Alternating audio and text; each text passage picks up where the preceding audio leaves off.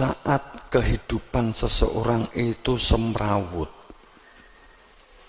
penuh dengan gejolak, sepertinya dapat dipastikan karena kelekatan kita pada material. Kelekatan kita pada material.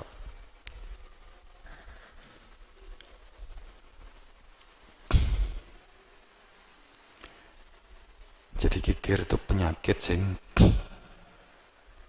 dapat menjadi hijab untuk memiliki kesadaran spiritual.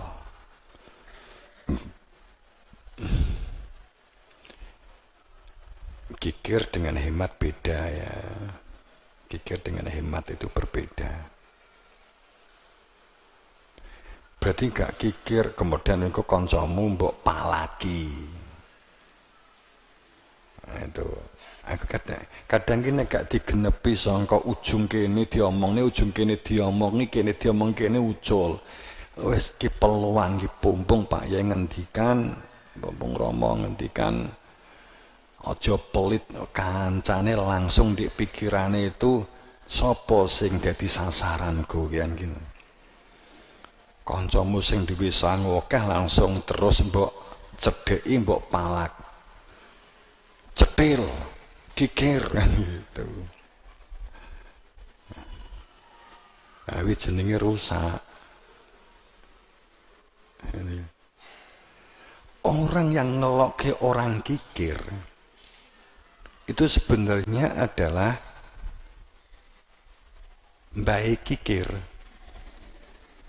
Ini suka malak kan. Enggak.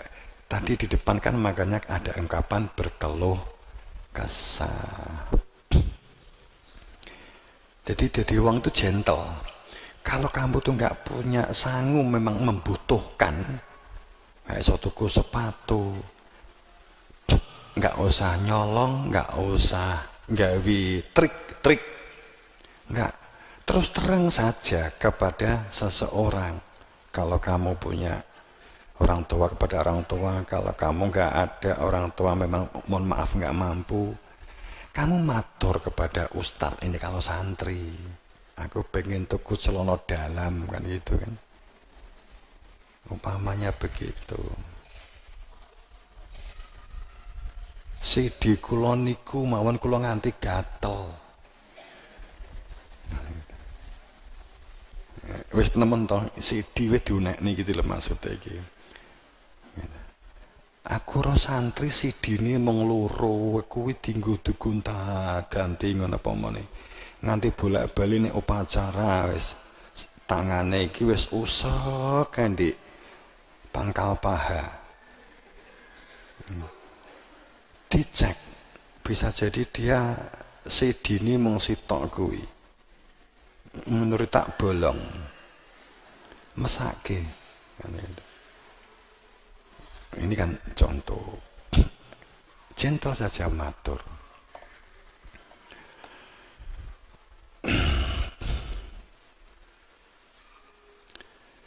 Jadi satu yang menghalangi seseorang untuk menjadi lebih cerdas secara spiritual ya. Ciri spiritual itu orang tuh peduli, respect dan empati serta gentle itu berani menghadapi fakta. Jadi itu orang dikatakan spiritualnya baik, itu kepeduliannya pasti baik. Ya memang ada definisi introvert dan seterusnya ya kita nggak bahas itu dulu. Kemudian yang ketiga, saat seseorang itu akan sulit saat bercita-cita untuk memiliki kesadaran spiritual atau kesadaran batin dalam kehidupan ini. Pada saat diri kita itu tidak memiliki pengendalian diri atau pengendalian diri yang buruk atau mudah marah. Orang yang saat kesel, saat kecewa, itu mudah menumpahkan kepada orang lain yang dianggap salah dan mudah menyalahkan orang lain. Maka pengendalian dirinya ini buruk. Pengendalian egonya buruk. Pengendalian diri yang buruk itu karena buruk dalam mengendalikan egonya. Ego keakuannya itu buruk.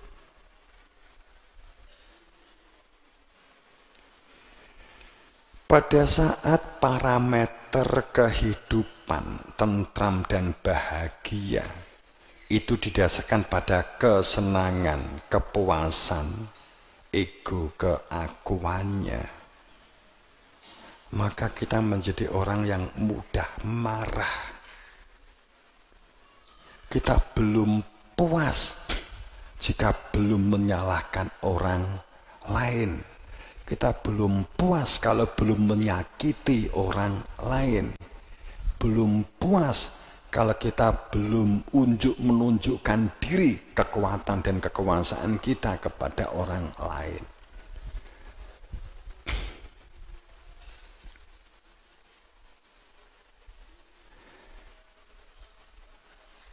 Jamaah rahimakumullah, sebenarnya begini, walaupun ini sudah sering saya sampaikan.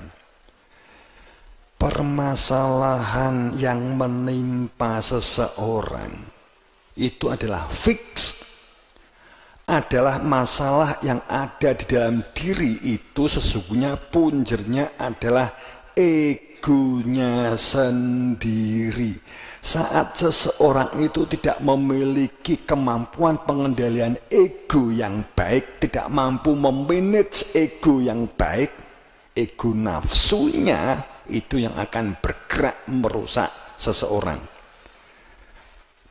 Menjadi masalah-masalah benturan, tidak bisa menerima apa adanya anugerah yang telah Allah berikan. Permasalahan yang menimpa seseorang, gejolak-gejolak yang menimpa seseorang fix. Sesungguhnya masalah yang ada di dalam diri yang punjernya adalah buruk dalam pengendalian ego, atau dengan kata lain kemampuan memanage ego. Ego itu berpikir. Jadi nalar dan rasionalnya buruk dalam mengelola kehidupannya, sehingga mudah sekali putus asa, mudah mengolok, mudah menyalahkan, mudah merasa benar, mudah merasa suci.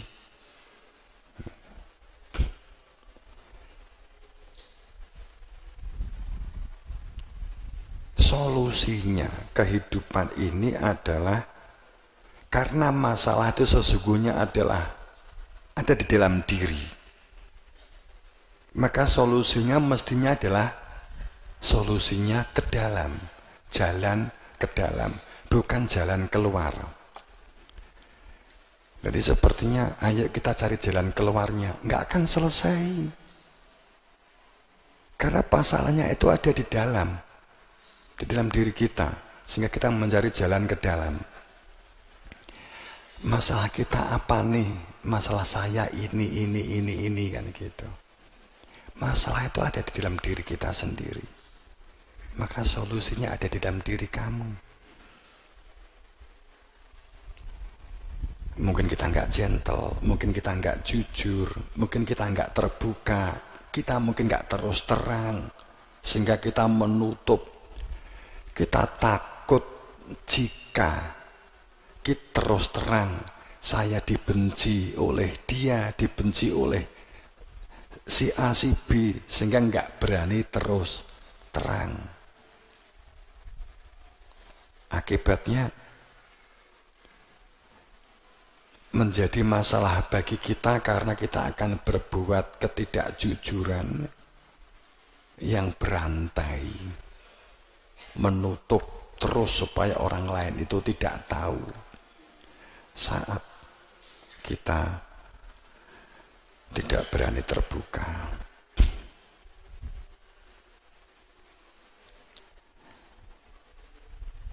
Seseorang yang tidak bisa memanage ego atau cara berpikir dengan baik, jika berlebih maka dia sombong, jika berkekurangan akan rendah diri.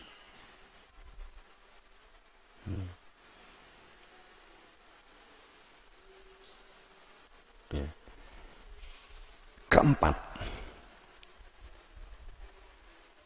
seseorang untuk menuju jalan spiritual, keempat, kita harus menanggalkan satu perilaku-perilaku yang sulit memaafkan orang lain. Jadi memaafkan orang lain itu terkadang berat bagi seseorang. Saat kita melihat kesalahan orang lain, kita terasa sangat berat untuk memaafkan.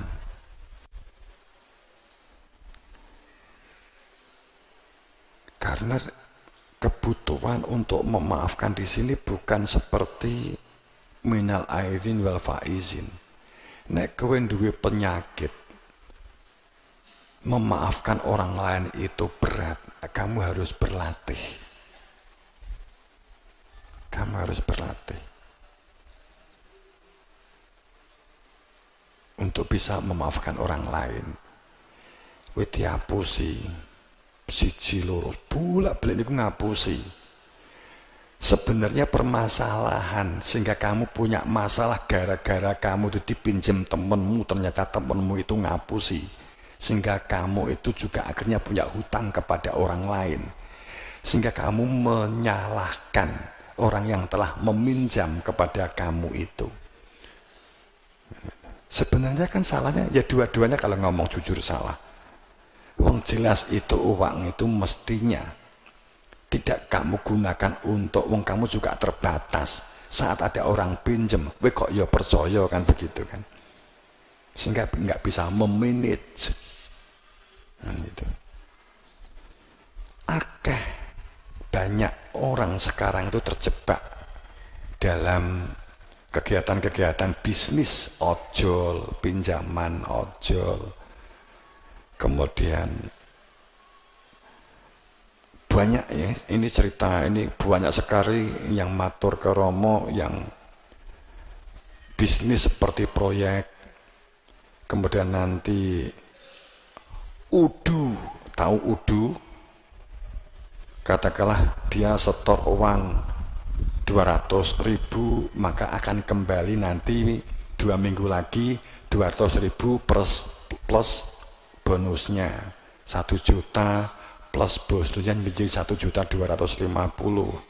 Dinaikkan mbosok wis 20 yuta atau 10 yuta kudune entuk 13 yuta enggak balik. Karena kita meletakkan kelekatan pada ukuran material.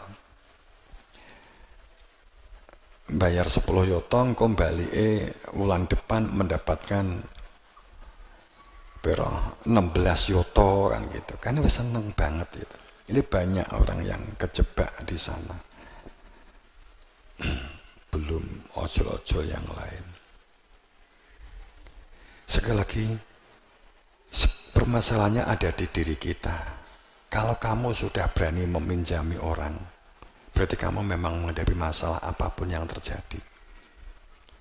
Kamu harus sudah punya cadangan. Tapi nek gak dilumit, dilolokke pelit. Kita harus bisa mengukur apa yang dikatakan pelit, apa yang dikatakan kita memanage. Kemampuan memanage. Ya memang meminjami karena temannya itu memang benar-benar terkena masalah, ya kita menolong, iya. Kita menolong, sudah semestinya menolong. Kalau memang itu benar-benar merupakan bukan kesalahan atau keblowok tanpa diduga. Sekali lagi, yang keempat, untuk tidak menjadi orang yang sulit dan berat untuk memaafkan kesalahan dan kekurangan orang lain.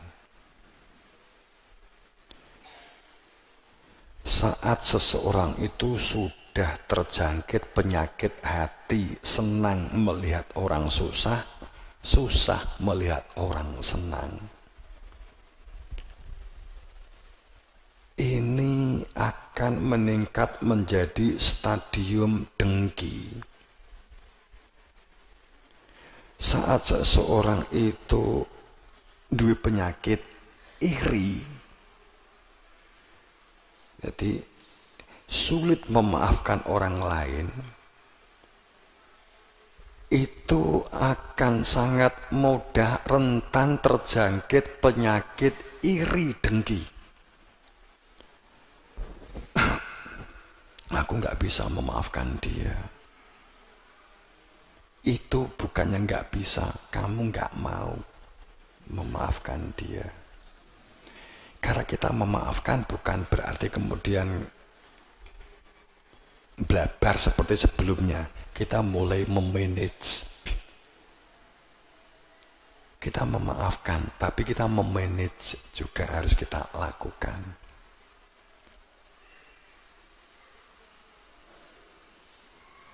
Karena kita kalau tidak bisa memaafkan, dan ini akan melekat menjadi sebuah penyakit berangkat dari sebuah iri. Iri itu saat kita sudah terjangkit sebuah penyakit, susah melihat orang senang dan senang melihat orang susah, akan meningkat menjadi sebuah perilaku dengki. Dan menjadi perilaku dendam. Kita sudah menjadi orang yang kena racun. Habislah kita, habislah Anda. Kalau sudah memiliki penyakit dendam di dalam diri, habislah Anda. Kita nggak akan pernah bisa merasakan kebahagiaan. Kita hanya mengalami kesenangan, sehingga hidupnya akan penuh dilumuri oleh euforia, hura-hura. Kalau sudah seseorang berada dalam perilaku dengki dan dendam,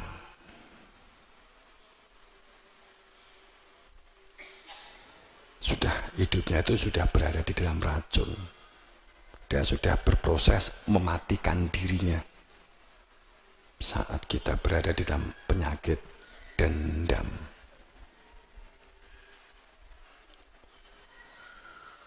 kesalahan yang dilakukan oleh seseorang, kemudian kita nggak bisa menerima terhadap kesalahan orang itu yang telah diberikan kepada kita, akhirnya kita dendam. Maka berbagai cara untuk membalas, dengan berbagai cara, ngawut-ngawut, pemikiran, komunitas yang utuh diawut-awut untuk dibuat pecah belah. Itu perilaku-perilaku yang orang yang awalnya adalah iri, dengki, dendam. Dan itu nggak bisa kita lihat. Makanya yang kita kan bisa melihat, kalau ada ajakan berkaitan inti tatanan syariat, syara'alakum minadin mawasobi, syariatnya para nabi, para rasul itu mengajak pada umatnya, syara'alakum minadin mawasobi nuha waladi auhaina, dan seterusnya. Kuwabih semua rasul itu ngajak tidak berpecah belah, memaafkan.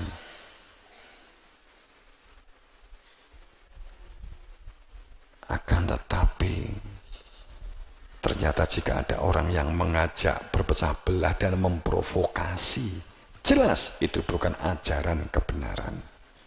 Jelas bukan ajaran. Suka mengolok, memecah belah, memprovokasi, jelas itu bukan ajaran kebenaran.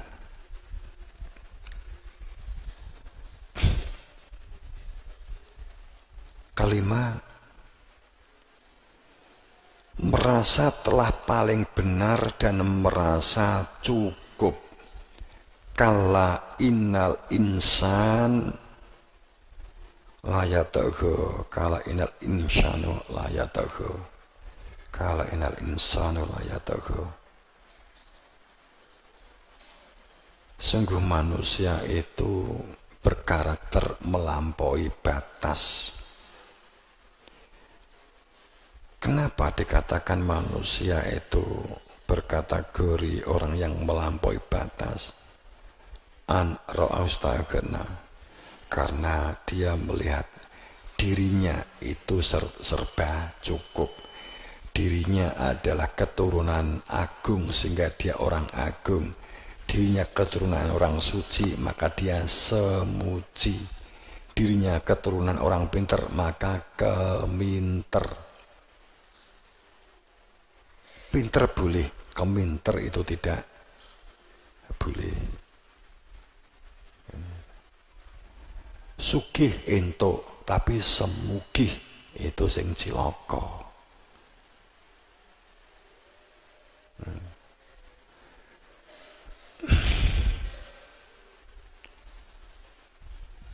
Makanya bagaimana supaya kita menjadi la'alakum tadzakarun, untuk menjadi manusia yang ingat, untuk menjadi manusia yang selalu ada kehadiran Tuhan di dalam diri kita, untuk menjadi manusia yang hati nuraninya itu, hatinya itu menjadi tempat semayamnya, menjadi ada kehadiran Tuhan, sehingga baitul makmurmu, otakmu menjadi aresmu, menjadi aresnya Tuhan. Mohon maaf. Sehingga otakmu menjadi baitul makmur, sehingga kamu menjadi bagian dari arsnya Tuhan, arsnya Allah.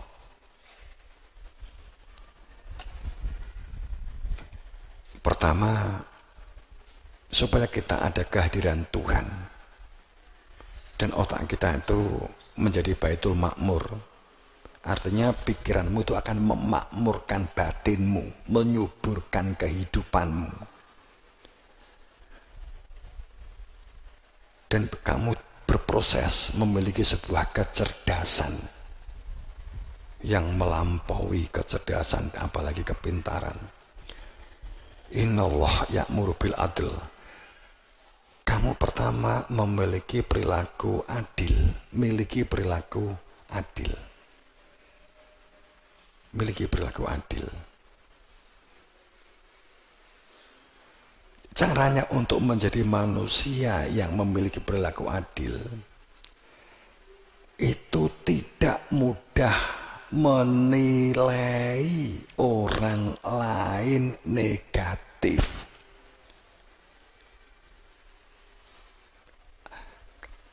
Ngempet, apa ngempet bahasa Indonesianya apa? Nahan.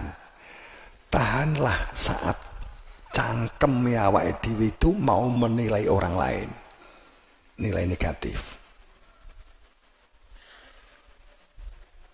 Kecuali, saya katakan kecuali, kalau dia jelas-jelas merusak, kita komunikasi, tapi bukan dalam pengertian karena kebencian, kedengkian, dan karena iri. Karena murni kita memang mencari data supaya kita dapat bersikap di hadapan orang itu.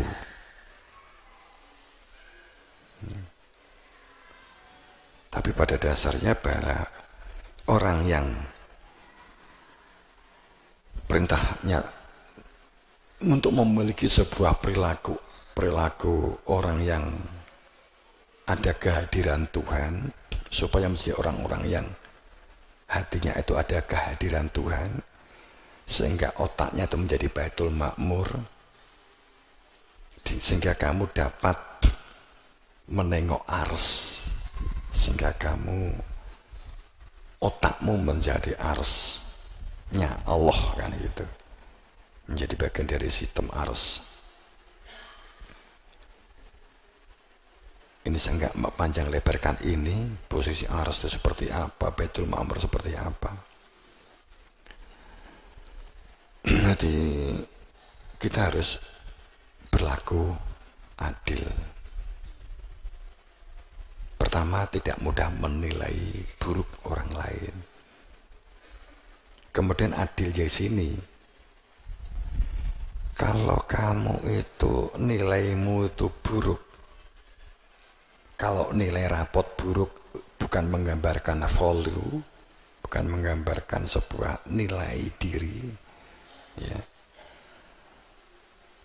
Jadi orang adil itu yang dimaksud nilai di sini adalah tentang cara kamu berpikir, cara kamu mengambil sikap, cara kamu mengambil pembicaraan. Karena orang bodoh, ciri orang bodoh itu tidak bisa menjadi pendengar yang baik. Jamarakumullah semuanya. Orang bodoh itu cirinya tidak bisa menjadi pendengar yang baik. Saat ada orang lain berbicara, dia juga ikut berbicara. Saat ada orang lain menjelaskan, dia juga berusaha untuk habis-habisan menjelaskan. Tidak bisa mendengarkan terlebih dulu omongan lawan bicaranya sampai tuntas dulu, dipotong di tengah jalan. Langsung emosi yang muncul, itu adalah bodoh. Kalau ternyata dia pelajarannya pinter, berarti dia adalah bodohnya bertingkat. Itu bahaya. Orang yang bodoh tapi didukung dengan wawasan, itu bahaya. Karena wawasannya itu akan digunakan untuk motongi omongan siapapun dan pembenaran. Mungkin banyak orang yang begini. Dia datang ke seseorang, sepertinya konsultasi. Tapi sebenarnya dia hanya mengokohkan pendapatnya untuk dikatakan benar. Atau dia berkonsultasi itu untuk membenarkan pendapatnya.